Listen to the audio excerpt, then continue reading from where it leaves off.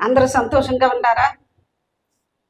దేవుని ఉచితమైన కృపచేత ఈ 2025 సంవత్సరాన్ని మనం ముగించుకొని ఇంకా గంటన్నరలో నూతన సంవత్సరంలోనికి ప్రవేశించబోతూ ఉన్నాం. పరిశుద్ధాత్మ దేవుడు ఈ సమయంలో మనతో మాట్లాడినట్లుగా ప్రతి ఒక్కరు కూడా ప్రార్థనాపూర్వకంగా శ్రద్ధగా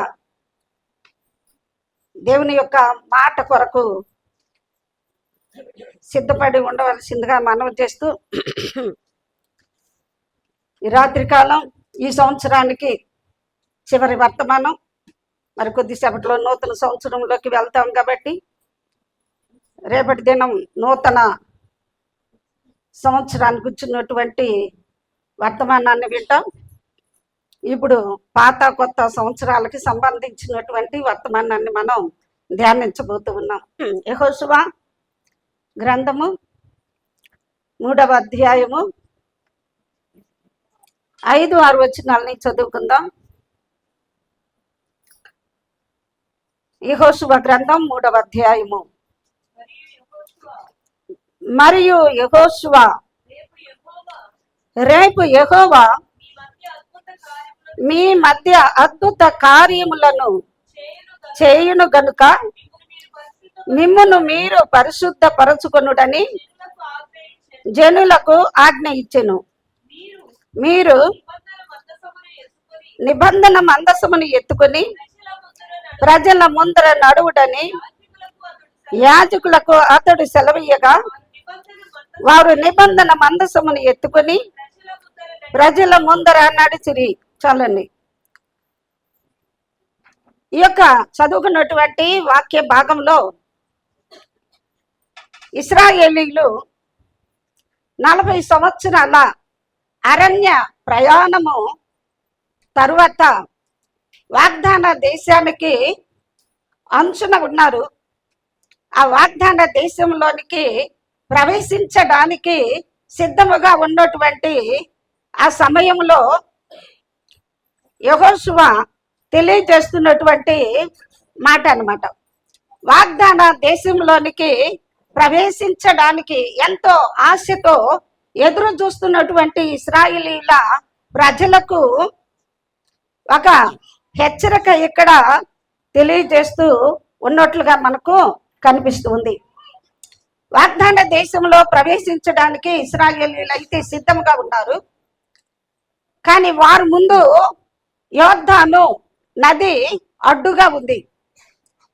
ఈ యోర్దాను అనేది చాలా ప్రచండంగా ప్రవహిస్తూ వారికి ఒక సవాలుగా, వారికి ఒక ఇది అభ్యంతరంగా, వారికి ఒక ఆటంకంగా ఈ యొక్క యోర్దాను అడ్డుగా ఉన్నది.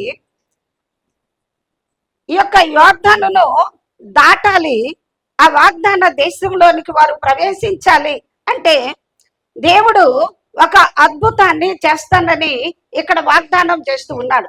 రేపు యెహోవా మీ మధ్య అద్భుతము చేయును, అద్భుత కార్యము చేస్తానని దేవుడేమన్నా వాగ్దానం చేశాడు. ఆ వాగ్దానము ప్రకారంగా ఆ వాగ్దాన దేశంలోనికి ప్రవేశించడానికి దానికి ముందుగా ఇక్కడ వాళ్ళకి అడ్డుగా ఏముంది? యోర్దాను అడ్డుగా ఉంది. ఇప్పుడు ఈ యోర్దానును దాటితే కానీ ఆ యొక్క వాగ్దాన దేశంలోనికి వారు ప్రవేశించలేరు. దేవుడు అంటున్నాడు, వాగ్దానం అయితే చేశాడు, ఆ వాగ్దాన ఫలమును వారు అనుభవించాలి అంటే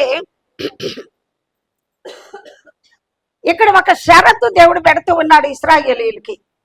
ఆ వాగ్దాన దేశంలోకి ప్రవేశించడానికి ఏం పెడుతున్నాడు ప్రభు? ఒక షరతును పెడతా ఉన్నాడు. ఏమిటా షరతు? రేపు యెహోవా మీ మధ్య అద్భుతములను చేయును గనుక మిమ్మును మీరు పరిశుద్ధపరచుకునుడి.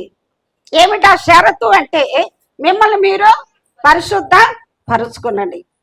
ఆ వాగ్దానాన్ని మనం అనుభవించాలి అంటే, ఆ వాగ్దాన ఫలము మన జీవితంలో మనం పొందుకోవాలంటే ఇక్కడ దేవుడు పెట్టినటువంటి ఒక షరతు ఏంటంటే మిమ్మల్ని మీరు సిద్ధపరచుకునండి, మిమ్మల్ని మీరు పరిశుద్ధపరచుకోండి.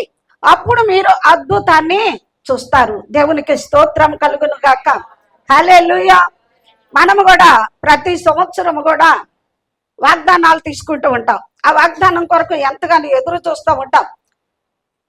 అసలుకి పరిశుద్ధ బైబిల్ గ్రంథంలో దేవుడు మనకు అనేకమైనటువంటి వాగ్దానాలను సిద్ధం చేసే ఉంచాడు. ప్రతి దినము కూడా ఈ వాగ్దానాలను మనము చదువుతూ ఉంటాము, ధ్యానిస్తూ ఉంటాము. ఎన్నో వాగ్దానాలు, లెక్కలేనన్ని వాగ్దానాలు దేవుడు పరిశుద్ధ బైబిల్ గ్రంథంలో పొందుపరిచి ఉంచాడు. ఆ వాగ్దానాలన్నీ కూడా క్రీస్తునందు అవునని ఉన్నాయి, ఆమేన్ అని ఉన్నవని దేవుని వాక్యం సెలవిస్తూ ఉంది. దేవుడు ఒక వాగ్దానం చేశారు అంటే ఆ వాగ్దానాన్ని తప్పనిసరిగా నెరవేర్చడానికి సమర్థుడు. మనుషులు మనకి ఏదైనా ఒక వాగ్దానం ఇచ్చారు అనుకోండి, నేను నీకు ఇది చేస్తాను, నీకు అది చేస్తాను, లేదు నీకు ఇది ఇస్తాను అని చెప్పి ఎవరన్నా మనుషులు మనకు ఒక వాగ్దానం చేస్తే ఆ వాగ్దానాన్ని నెరవేర్చవచ్చు, నెరవేర్చలేకపోవచ్చు. ఇచ్చిన మాట తప్పవచ్చు, ఎందుకంటే మానవులం కాబట్టి కదా. మనము నమ్మదగిన వారమైనప్పటికీ మనము సేవించే దేవుడు ఎలాంటి దేవుడు అంట, నమ్మదగినటువంటి దేవుడు. హెబ్రీయులకు రాసిన పత్రికలో ఉంటది కదా, వాగ్దానము చేసిన వాడు నమ్మదగిన వాడు. కనుక వాగ్దానం ఇచ్చినటువంటి దేవుడు తప్పనిసరిగా నెరవేరుస్తారు. అయితే వాగ్దానముతో పాటు దేవుడు మనకు ఒక షరతును కూడా పెడుతూ ఉన్నాడు. ఊరికి నేను వాగ్దానం ఇచ్చేయట్లేదు, కానీ వాగ్దానంతో పాటు ఒక షరతు పెడుతూ ఉన్నాడు. నీవు గనక ఇలా జీవిస్తే, నీవు గనక ఇది చేస్తే నేను నీకు ఫలానా చేస్తానని చెప్పి దేవుడు మాట్లాడుతూ ఉన్నాడు. ఆశీర్వాదాలకు వారధి పరిశుద్ధత. ఎప్పుడైతే మనము దేవుని యొక్క సన్నిధిలో పరిశుద్ధముగా జీవిస్తామో, ఎప్పుడైతే మనము దేవుని సన్నిధిలో పవిత్రంగా ఉంటామో, ఆ పరిశుద్ధతను బట్టి దేవుడు ఏం చేస్తాడు, మనకి ఆ అద్భుత కార్యాన్ని మన జీవితంలో జరిగిస్తారు. దేవునికి స్తోత్రం, హల్లెలూయా. కాబట్టి పరిశుద్ధత లేకుండా ఎవరు కూడా ప్రభువుని చూడలేరు. పరిశుద్ధత, హృదయ శుద్ధి గలవారు ధన్యులు, వారు దేవుని చూసేదరు. ఇశ్రాయేలీయులు ఈ 40 సంవత్సరాల అరణ్య యాత్రలో వాళ్ళు ఎన్నో అద్భుతాలను వాళ్ళు చూస్తూ వచ్చారు. ఎన్నో ఆశ్చర్యమైనటువంటి కార్యాలు వాళ్ళు చూస్తూ వచ్చారు.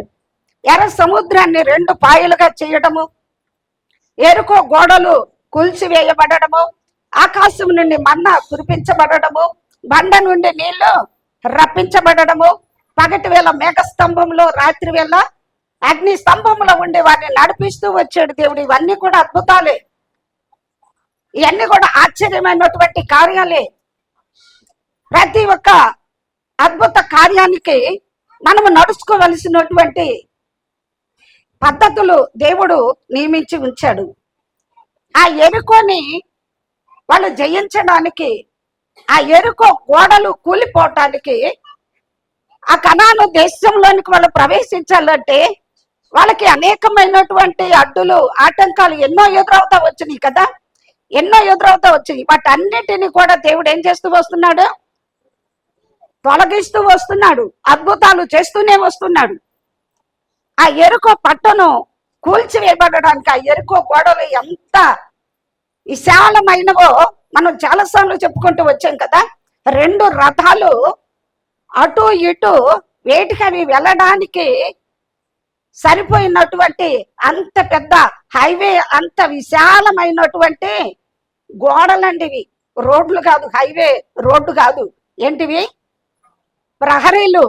అంత పెద్దవి 2 రథాలు వేటికవి ఇటు దిటు వెళ్ళడానికి సరిపోయి అంత విశాలమైనటువంటి ప్రహరీ గోడలవి. అంత కాబట్టి వాటి మీద ఇల్లు కూడా కట్టుకున్నారు కదా.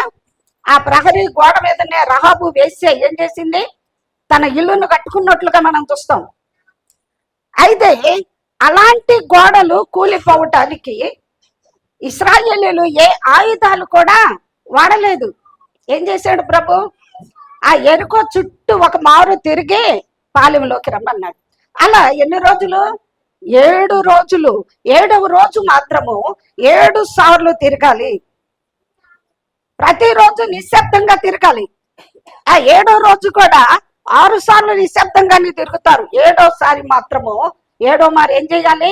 ఆర్భాటముతోటి కేకలు వేయాలి. ఏ కేకలు అవి? స్తుతి నినాదాలు. అంతే, వాళ్ళు ఆర్భాటంతో కేకలు వేస్తూ దేవుని స్తుతించి గణపరిచి మహిమపరచగా, వాళ్ళు ఏ మాత్రం ఆయుధాలు లేకుండానే ఆ స్తుతుల ధ్వనికి ఆ గోడలు ఏమైపోయినాయి? గొప్ప కూలిపోయింది. దేవునికి స్తోత్రం, హల్లెలూయా. అంత పెద్ద పోరాటం, అంత పెద్ద సమస్యను కేవలము స్తుతి పాటల ద్వారా, స్తుతి ఆరాధన ద్వారా వాళ్ళు జయించగలిగారు. ఇలాంటి అద్భుతాలు ఎన్నో వాళ్ళు చూస్తూ వచ్చారు. ఆ తర్వాత ప్రభు చెప్పాడు, ఇదిగో మీరు ఆ ఎరుకో పట్టణము లోనికి ప్రవేశించిన తర్వాత ఆ ఎరుకో గోడలు కూలిపోతాయి. ఆ ఎరుకో గోడలు కూలిపోయిన తర్వాత మీరందరూ చక్కగా వాటి మీద ఎక్కి ఏం చేస్తారు? పట్టణంలో ప్రవేశిస్తారు. ఆ పట్టణంలోనికి ప్రవేశించిన తర్వాత ఎరుకో పట్టణంలోనిది ఏది కూడా మీరు ఆశించడానికే వీల్లేదు. ఎందుకంటే ఎరుకో పట్టణము శపించబడినటువంటిది. అందులో ఉన్న సమస్తము కూడా శపించబడినదే. ఆ శపించబడిన దానిలో ఏ ఒక్కరు కూడా ఏది కూడా ముట్టుకోకూడదు అని దేవుడు ఆజ్ఞాపించాడు. దేవుడు ఆజ్ఞాపిస్తే అలనాడు ఆ పండు తినొద్దని దేవుడు ఆజ్ఞాపిస్తే ఆ ఆజ్ఞను అతిక్రమించి అవ్వ ఆదాములు పాపం చేసి పాపాన్ని లోకంలోనికి తీసుకొచ్చినట్లుగానే ఇక్కడ కూడా దేవుడు ఆ ఎరుకో పట్టణంలోనిది దేనిని ముట్టుకోవద్దని చెప్పి దేవుడు చెబితే, ఇశ్రాయేలు ప్రజలో ఆకాను అన్నటువంటి వ్యక్తి ఏం చేశాడు?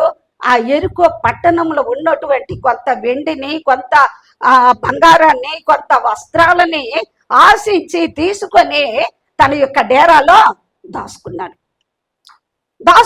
అది ఎవరికి తెలియదు. సరే, ఆ ఎరుకో పట్టణం దాటి ఆ యొక్క ప్రాంతంలోనికి అడుగు పెట్టిన తర్వాత మరొక ప్రాంతం మీదకి వాళ్ళు యుద్ధానికి వెళ్ళాలి. ఈ విధంగా ఒక్కొక్క పట్టణం ఒక్కొక్క దేశాన్ని వాళ్ళు జయించుకుంటూ వస్తూ ఉన్నారు. యోర్దాను దగ్గర అయితే భయంకరమైనటువంటి గొప్ప రాజులు యుద్ధాన్ని వాళ్ళు జయించి ఆ రాజ్యాల్ని, ఆ దేశాన్ని స్వతంత్రించుకున్నారు. గొప్ప గొప్ప రాజుల్ని హతమార్చారు. గొప్ప గొప్ప దేశాలని వాళ్ళు ఆక్రమించుకుంటూ వచ్చారు. ఇప్పుడు వాళ్ళకు ఒక చిన్న పట్టణము ఎదురైంది. ఏంటా పట్టణం? హాయి అన్నటువంటి పట్టణం. చెప్పండి అందరూ మరోసారి. హాయి అన్నటువంటి చిన్న పట్టణం. దాని మీదకి ఒక 100ల సంఖ్యలో కూడా ఎక్కువే వెళ్ళడానికి. వీళ్ళు ఎంతమంది ఉన్నారు? ఇశ్రాయేలీలు లక్షల మంది ఉన్నారు జనాలు. కానీ అంత చిన్న పట్టణం మీదకి ఎక్కువ మంది వెళ్ళి ప్రయాసపడటం ఎందుకు? కాబట్టి కొద్ది మంది వెళ్తే చాలు ఆ హాయి పట్టణాన్ని జయించవచ్చు అని చెప్పి అనుకున్నాను. ఎందుకంటే దీనికి ముందు చాలా గొప్ప గొప్ప పట్టణాలని, గొప్ప గొప్ప దేశాలని జయించుకుంటూ వచ్చారు కదా. కాబట్టి ఇదెంత చిన్న పట్టణం అనుకున్నారు. కొద్ది మంది వెళ్ళారు. కానీ ఆ కొద్ది మంది ఆ చిన్న పట్టణస్తుల ద్వారా ఏం చేయబడ్డారు? తరమబడ్డారు. వారిలో కొంతమంది హతులైపోయారు. చూడండి ఎంత భయంకరమైనటువంటి పరిస్థితి. అంత గొప్ప గొప్ప దేశాలు వాళ్ళు ఆక్రమించుకుంటూ వస్తూ ఉంటే గొప్ప గొప్ప రాజులకు సహితము గుండెలు దడబుట్టిపోయింది కదా. అందుకే కదా మోయాబు ప్రాంతానికి వెళ్తున్నటువంటి సమయంలో బాలాక్ అన్నటువంటి ఆ మోయాబు రాజు భయపడిపోయి, వామ్మో ఇంకేముంది, ఎద్దు పచ్చికను నాకి వేసినట్లుగా ఇశ్రాయేలీలందరూ నా ఎదుటికి వచ్చి దిగి ఉన్నారు. ఇంత గొప్ప రాజుల్ని హతం చేసి వాళ్ళ దేశాలని వాళ్ళు స్వతంత్రించుకుంటే నేనే మాత్రమో అని చెప్పి బిలామును పిలిపించుకున్నాడు. బిలాము ఆశీర్వదిస్తే ఆశీర్వదించబడతారు, శపిస్తే శపించబడతారు. కాబట్టి ఈ బాలాకు పక్షముగా ఇశ్రాయేలీల్ని శపించడానికని సోది సొమ్మునిచ్చి పంపించాడు కొంతమంది మనుషుల్ని బిలాము దగ్గరికి. ఆ విధంగా వాళ్ళ యొక్క ప్రేరేపణకు లోపడిపోయి బిలాము రావటం జరిగింది. శపించాలి అనుకున్నాడు. కానీ దేవుడు ఆ శాపాన్ని ఆశీర్వాదంగా మార్చేశాడు. అయితే ఇంత గొప్ప గొప్ప కార్యాలు చేశాం కదా అన్నటువంటి ఒక అతిశయము వారిలో ఉండొచ్చు. ఒక గర్వం వాళ్ళలో ఉండవచ్చు, లేదు వాళ్ళు చెయ్యవద్దన్న పని మీరు తీసుకోవద్దు, ఆశించవద్దు అన్న వాటిని ఆశించి తీసుకోవటం ద్వారా వారిలోకి ఏమొచ్చేసిందండి? పాపము ప్రవేశించింది. దేవుడు చెయ్యొద్దన్న పని చెయ్యడమే పాపం. పొద్దున కూడా చెప్పుకున్నాం కదా బాప్తిస్ కార్యక్రమ సందేశంలో, ఆజ్ఞ అతిక్రమమే పాపం. నువ్వే పెద్ద తప్పులు చేయనవసరం లేదు, పెద్ద పెద్ద పాపాలేం చేయనవసరం లేదు, వద్దు అన్న పని చేయటమే పాపం. ఆ పాపం వలన చాలా నష్టం కూడా జరుగుతూ ఉంటది. కాబట్టి ఇక్కడ ఈ ఆకాను చేసినటువంటి పాపాన్ని బట్టి, ఆకాను చేసినటువంటి తప్పును బట్టి ఏం జరిగింది? ఆ యొక్క చిన్న పట్టణమైనటువంటి హాయి ప్రజల ముందు జయించలేక వాళ్ళ చేత తరమబడ్డారంటే ఎంత అపజయము కదా, అవునంటారా? రహాబు వేశ్య చాలా గొప్ప సాక్ష్యం ఇస్తుంది వేగుల వారితోటి. మీ దేవుడు ఆకాశం అందును భూమి అందును దేవుడే. దేవుడు మీ ముందు ఎర్ర సముద్రాన్ని ఎలా పాయలు చేశాడో మేము విన్నాము. దేవుడు మీ ముందు ఎంత గొప్ప గొప్ప రాజుల్ని హతమార్చాడో వింటూ వచ్చాము. ఈ వార్తలు మేము వింటూ ఉంటే మా గుండెలు ఏమైపోయి అంట? కరిగిపోయినాయి అంటుంది. ఒక వేసే సాక్ష్యం ఇస్తూ ఉంది. మరి ఇప్పుడు ఆ చిన్న పట్టణం మీద వాళ్ళు అపజయం పొందారంటే ఇప్పుడు వాళ్ళకి ఘనత వస్తుందా, అవమానం వస్తుందా? అంత గొప్ప రాజులను హతమార్చాడన్న విషయము తెలియబట్టే కదా బాలాకు భయపడిపోయాడు. ఇప్పుడు చిన్న పట్టణం మీద అపజయం పొందుకున్నాడు అంటే ఇక ఎవరైనా ఒంటికాల మీదకి రావడానికి అవకాశం ఉంటుంది కదా. ఎవరైనా ఇశ్రాయేలీయుల మీదకి రావడానికి, యుద్ధం చేయడానికి, వాళ్ళని జయించడానికి ఎంత అవకాశం ఉంటుంది కదా. ఒంటి కాలు మీద వచ్చి వాళ్ళ మీద దాడి చేయవచ్చు. కాబట్టి ఇప్పుడు యెహోషువ దేవుని సన్నిధికి వెళ్ళి కూర్చొని మొరపెడతా ఉన్నాడు. మా ప్రభువా, దేవా, ఎందుకు ఇంత అపజయం కలిగిందయ్యా? ఇన్ని గొప్ప కార్యాలను మా పక్షంగా చేస్తూ ఉండగా ఈ చిన్న పట్టణమైనటువంటి హాయి మీద మేము అపజయం పొందామంటే ఈ చుట్టుపక్కల దేశాల వాళ్ళు మా శత్రువులు వింటే ఇక వారి ముందు మేము ఎలా తల ఎత్తుకోగలము? ఏ విధంగా వాళ్ళ ముందు మేము నిలబడగలమయ్యా అని చెప్పి ఎంతో బాధతో ఏడుస్తూ దేవుని సన్నిధిలో మొరపెట్టుకుంటే దేవుడు అంటున్నాడు, నువ్వెందుకు ఎక్కడ ఏడుస్తా కూర్చున్నావు? నువ్వు నా దగ్గర ఎందుకు ఇక్కడ మొరపెడతా ఉన్నా? ఇశ్రాయేలీలో పాపం జరిగింది. నేను వద్దన్న పని ఒకడు చేశాడు.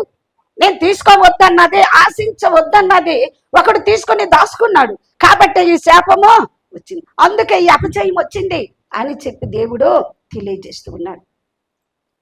చూసారా? మన జీవితంలో కూడా కొన్నిసార్లు దేవుడు తన అద్భుతమైనటువంటి కార్యాన్ని మన జీవితంలో చేయకపోవడానికి, దేవుని యొక్క ఆశీర్వాదాన్ని మనం పొందుకోకపోవడానికి, దేవుని కార్యాలు మన జీవితంలో జరగకపోవడానికి కొన్ని అడ్డులు, ఆటంకాలు మనకి ఎదురవుతూ ఉంటాయి. దేవుడు మన జీవితంలో, మన కుటుంబంలో ఒక అద్భుతమైనటువంటి కార్యాన్ని చెయ్యాలి అంటే దేవుడు తెలియజేస్తూ ఉన్నాడు కదా, మిమ్మల్ని మీరు పరిశుద్ధపరచుకోండి, మిమ్మల్ని మీరు సరి చేసుకోండి, మిమ్మల్ని మీరు శుద్ధీకరించుకోండి, మిమ్మల్ని మీరు కడుక్కోండి, మిమ్మల్ని మీరు పరిశుద్ధపరచుకోండి. అప్పుడు దేవుడు అద్భుత కార్యాన్ని మీ జీవితంలో చేస్తాడు. మన జీవితంలో ఏ పాపము ఆటంకంగా ఉంది, ఏ అవిధేయత ఆటంకంగా ఉంది, దేవునికి ఇష్టం లేనటువంటి కార్యము ఏది మన జీవితంలో ఉన్నదో దానిని రాత్రికాల సమయంలో తొలగించుకోవాలని చెప్పి దేవుడు మనతో మాట్లాడుతూ ఉన్నాడు. ఒకవేళ ఈ 2025 సంవత్సరంలో మనము పొందుకోలేనటువంటి కార్యాలు ఎన్నో మూలబడి ఉండవచ్చు. అది అనారోగ్య పరిస్థితి కావచ్చు, లేదు ఆర్థిక సమస్య కావచ్చు, లేదు ఆ శత్రువుల ద్వారా మనకి ఎదురవుతున్నటువంటి ఆ ప్రతికూల పరిస్థితులు కావచ్చు, లేకపోతే మరి ఏదైనా కావచ్చు, ఏ సమస్య అయినా కావచ్చు, ఏ శోధన అయినా కావచ్చు, లేదు నువ్వు ఆశించినది నీకు దొరకకుండా అది అలా ఆగిపోతుంది అంటే దేవుని యొక్క సన్నిధిలో మనల్ని మనం పరీక్షించుకోవాలి. దేవుని సన్నిధికి దూరం అయిపోతున్నావా? దేవుని వాక్యం చదివే విషయంలో నిర్లక్ష్యం చేస్తూ ఉన్నావా?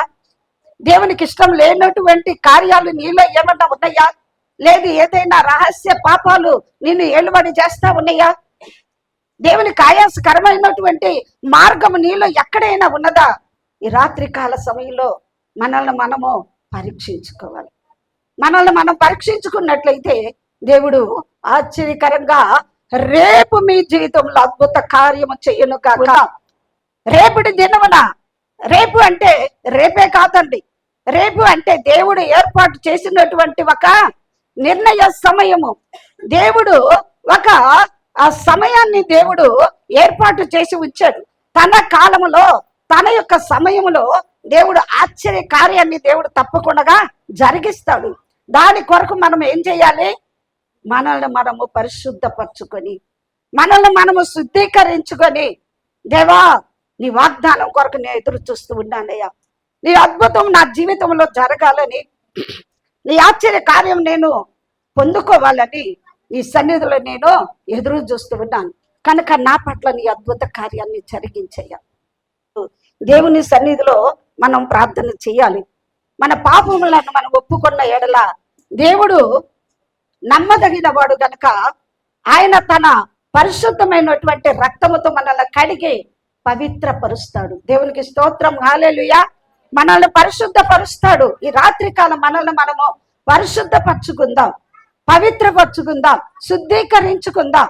ఈ శుద్ధీకరణ కూడికలు ఎందుకంటే మరొక నూతన సంవత్సరంలో నూతన వాగ్దానాలు పొందుకోవటానికి, నూతన ఆశీర్వాదాలు పొందుకోవటానికి, నూతనమైన మేలులు పొందుకోవటానికి, నూతన అభిషేకాన్ని పొందుకోవటానికి, నూతన అద్భుతాలు మన జీవితంలో చూడటానికి ఈ శుద్ధీకరణ ప్రార్థనలు దేవుని సన్నిధిలో చేస్తూ ఉన్నాం. దేవుని సన్నిధిలో పశ్చాత్తాపడదాం, మనల్ని మనం పరిశీలించుకుందాం, పరీక్షించుకుందాం. దేవుడు అద్భుత కార్యాన్ని మన జీవితంలో చేస్తాడు.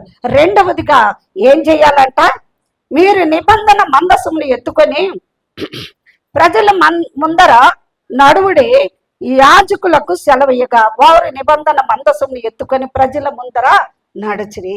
యాజకులు దేవుని యొక్క నిబంధన మందసాన్ని ఎత్తుకొని ప్రజల ముందు నడవాలి. ఆ ప్రజల ముందు ఈ నిబంధన మందసము యాజకులు తమ భుజాల మీద పెట్టుకొని వెళుతూ ఉంటే ఇశ్రాయేలు ప్రజలు మందసాన్ని వెంబడించాలి. ఆ మందసాన్ని వెంబడించినప్పుడు దేవుడు వారితో ఉంటాడు. ఈ నిబంధన మందసం అంటే ఏంటి అర్థం? ఈ నిబంధన మందసము దేనికి గుర్తుగా ఉంది, దేనికి సాదృశ్యంగా ఉంది అంటే ప్రభువైన యేసు క్రీస్తుకు సాదృశ్యముగా ఉంది. ఈ నిబంధన మందసంలో ఏముంటాయండి? ఏముంటాయి? హెబ్రీయులకు రాసిన పత్రికలో ఉంటది, నిబంధన మందసములో 10 ఆజ్ఞల పలకలు ఉంటాయి, చిగురించిన అహరోను కర్ర ఉంటుంది, మన్నా పాత్ర ఉంటుంది. ఈ 3 వస్తువులు ఆ యొక్క నిబంధన మందసం యొక్క పెట్టెలో ఉంటాయి అన్నమాట. ఈ మన్నా పాత్ర దేవుని వాక్యానికి సాదృశ్యం. అలాగనే 10 ఆజ్ఞలు కూడా దేవుని యొక్క వాక్యానికే సాదృశ్యం. అలాగనే చిగురించినటువంటి అహరోను కర్ర కూడా ఆ చిగురు ప్రభువైన యేసు క్రీస్తుకే సాదృశ్యముగా ఉన్నది. కనుక దేవుని యొక్క మందసాన్ని వెంబడించడం అంటే యేసయ్యను మనము వెంబడించడమే. యేసు ప్రభు తన శిష్యులను అందరినీ కూడా పిలిచినప్పుడు ఏం చెప్పాడు? నన్ను మీరు వెంబడించండి. వెంబడించడం అంటే అనుసరించడం, ఫాలో అవ్వడం, ప్రభువుని అనుసరించడం. దేవుని యొక్క వాక్యము మనల్ని సరళమైనటువంటి మార్గంలో నడిపిస్తూ ఉంది. 119వ కీర్తన 105వ వచనములో ఉంటది, నీ వాక్యము నా పాదములకు దీపమును, నా త్రోవకు వెలుగై ఉన్నది. దేవుని వాక్యము మనకు వెలుగు, మన త్రోవకు వెలుగు, మనకు దీపము. మనము నడవలసినటువంటి మార్గమును ఈ వాక్యము మనల్ని నడిపిస్తూ ఉంటది. 32వ కీర్తనలో కూడా ఉంటది కదా, నేను మీకు ఉపదేశము చేసేదను, మీరు నడవవలసిన మార్గం నేను మీకు, ఆయనే మనల్ని నడిపిస్తాడు. తన ఆత్మను మన మీద ఉంచి మనం ఏం చెయ్యాలో, ఏం చేయకూడదో, ఎటు నడవాలో, ఎటు నడవకూడదో, ఎలా జీవించాలో, ఎలా జీవించకూడదు అనేది దేవుడు మనకు స్పష్టంగా తెలియజేస్తాడు. కాబట్టి ఈ యొక్క నిబంధన మందసము దేవుని యొక్క సన్నిధికి గుర్తుగా ఉన్నది, దేవుని యొక్క వాక్యానికి గుర్తుగా ఉన్నది, దేవుని యొక్క పరిశుద్ధాత్మకు సాదృశ్యముగా మనకు కనిపిస్తా ఉంది. మోషే అంటాడు కదా, ప్రభా నీ సన్నిధి మాతో రాని ఎడల మమ్మల్ని ఇక్కడ నుంచి నువ్వు తీసుకొని పోవద్దు, నీ సన్నిధి మాతో రావాలి, తప్పనిసరిగా నీ సన్నిధి ఉంటేనే మేము అడుగు ముందుకేస్తాం. అవును, మన ముందు దేవుడు ఉన్నప్పుడు, ఆయన సన్నిధి మనతో ఉన్నప్పుడు మనం ఎక్కడికి వెళ్ళినా విజయమే. మన జీవితంలో, మన ప్రయాణాల్లో, మన యొక్క ఆత్మీయ యాత్రలో దేవుని యొక్క గొప్ప కార్యాలను మన జీవితంలో మనము చూడగలుగుతాం. దేవుని యొక్క వాక్యం మనల్ని నడిపించేదిగా ఉంది. పరిశుద్ధాత్మ నడిపింపుకు మనల్ని మనం అప్పగించుకున్నప్పుడు దేవుడు మనల్ని నడిపిస్తాడు. కాబట్టి ఇక్కడ నిబంధన మందసము ఇశ్రాయేలు ప్రజలకు ముందు నడుస్తూ ఉంటే ఇశ్రాయేల్ ప్రజలు ఏం చేయాలి? మందసాన్ని వెంబడించాలి. ఒకటి, మనల్ని మనం పరిశుద్ధపరచుకోవాలి. రెండవది ఏం చేయాలి?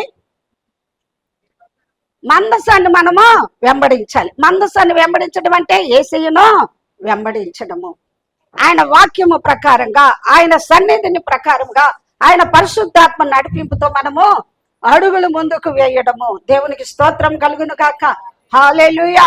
మూడవదిగా చూస్తే విశ్వాసపు అడుగును దేవుడు మన యొద్ద నుంచి డిమాండ్ చేస్తూ ఉన్నాడు. ఏం చేయాలంట?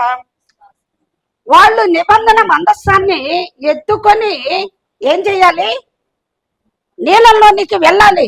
ఆ నీళ్ళు ఏమన్నా చిన్నగా పారుతాం, స్లోగా ప్రచండ వేగముతోటి బహు ఒరవడిగా ఆ నది ప్రవహిస్తా ఉంది. అంత భయంకరంగా ప్రవహిస్తున్నటువంటి ఆ నదిలోనికి ఇప్పుడు యాజకులు నిబంధన మందసాన్ని భుజాల మీద పెట్టుకొని ఇశ్రాయేలు ప్రజలకు ముందుగా వెళుతూ ఉంటే వాళ్ళ వెనకాల ఇశ్రాయేలు ప్రజలు వెంబడించి నడుస్తూ ఉంటారు. ఆ ప్రవహించే నదిలోనికి మందసాన్ని ఎత్తుకొని వెళ్ళాలంటే ఏం కావాలి చెప్పండి? విశ్వాసం కావాలి. చెప్పండి అందరూ, విశ్వాసము కావాలి. లేదు ప్రభా, అమ్మో అంత భయంకరంగా, అంత ప్రచండంగా అది ప్రవహిస్తా ఉంది, అంత ఫోర్స్గా, అంత భయంకరంగా నది ప్రవహిస్తా ఉంది, మేము అడుగు పెట్టకదలకు మమ్మల్ని కొట్టుకొని పోయి ఎక్కడ పడేసిద్దో తెలియదు, ఇక మేము ప్రాణాలతో బ్రతకము, కాబట్టి ఆ నది ఎండిపోయినాక మేము ఆ మందసాన్ని ఎత్తుకొని వెళ్తామని ఆ ఒడ్డును కూర్చుంటే కార్యాన్ని చూస్తారా? దేవుడు చెప్పాడు కదా, రేపు మీ మధ్య అద్భుతము చేయను. దేవుడు అద్భుతం చెయ్యాలంటే దానికి తోడు ఏంటది? మన విశ్వాసం. విశ్వాసం లేకుండా దేవునికి ఇష్టలై ఉండుట అసాధ్యం.